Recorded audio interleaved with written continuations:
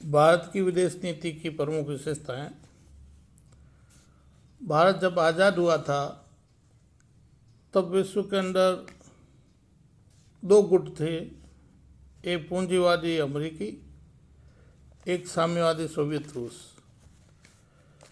भारत के उस समय के नेताओं ने, विशेषकर प्रधानमंत्री ने, पंडित नेहरू ने बीच का रास्ता निकालते हुए कहा कि हम हमारी विदेश नीति स्वतंत्र रखेंगे।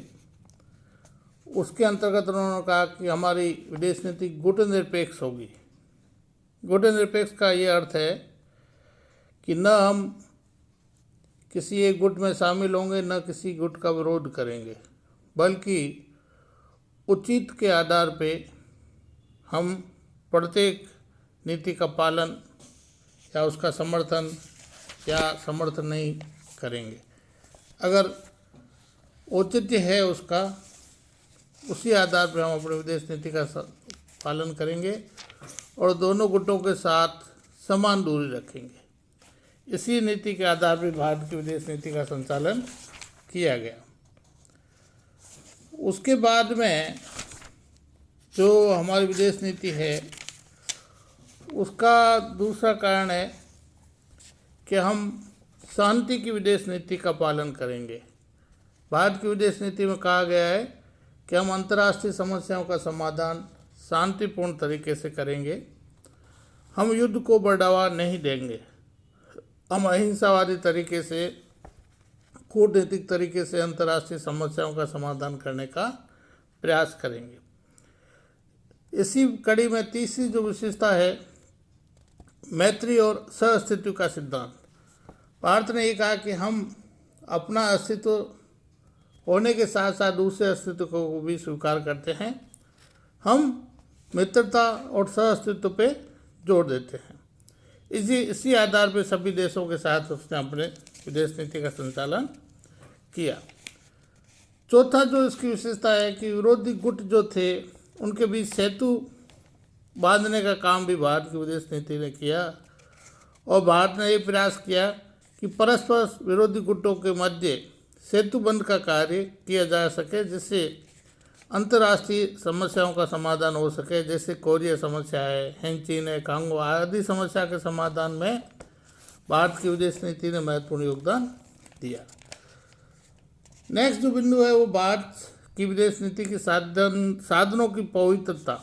भारत के जितने भी नेता रहे कि हम भारत की विदेश नीति जो है वो साधनों की पवित्रता में विश्वास रखते हैं और गांधी जी के वैल्यूज से प्रभावित होते हुए कहा कि हम साध्य के साथ साथ साधनों की पवित्रता का भी ख्याल रखते हैं। इसी तरह से भारत की विदेश नीति का एक और तत्व है जिसे हम कहते हैं पंचशील का सिद्धांत। यह 1954 में पंडित नेहरू ने प्रतिपादित किया था और चीन के साथ हमारे जो संबंध है उसको और प्रगाढ़ करते हुए पंचशील के सिद्धांत का प्रतिपादन किया था। उसमें ये कि एक दूसरे की प्रादेशिक अखंडता का हम सम्मान करेंगे, यानी हम एक दूसरे की अखंडता और सर्वसत्ता का सम्मान करेंगे। दूसरा है अन्य आक्रमण, यानी हम आक्रमण नहीं करेंगे। तीसरा है एक दूसरे के आंतरिक मामलों में हस्तक्षेप नहीं करना। भारत न तो दूसरे के मामलों में हस्तक्षेप करेगा, न ही अपने मामलों में हस्तक्षेप किसी अन्य देश का चाहेगा। इसी तरह से चौथा पॉइंट है समानता और पारस्परिक लाभ के आधार पे हम अपनी विदेश नीति का संचालन करेंगे। समानता और पारस्परिक लाभ।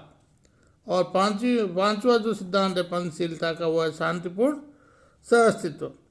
इसका आशय ये है कि भारत शांतिपूर्ण तरीके से सभी देशों के सहअस्तित्व को स्वीकार करता है।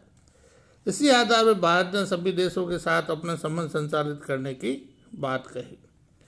इसी तरह से भारत की विदेश नीति की एक और विशेषता है कि वो साम्राज्यवाद और रंगभेद का विरोध करता है।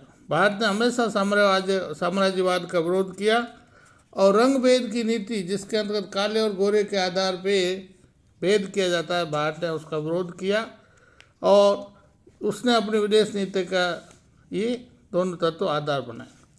इसी तरह से नेक्स्ट पॉइंट है यूएनओ का समर्थन करना। भारत ने हमेशा यूएनओ के अंदर अंतर्राष्ट्रीय शांति के लिए अपनी शांति सेना भेजी और यूएनओ के अंदर जब भी कोई विवाद आया तो भारत ने शांतिपूर्ण तरीके से निपटाने के लिए प्रयास किए है और यूएनओ का चार्टर का भी भारत सम्मान करता है।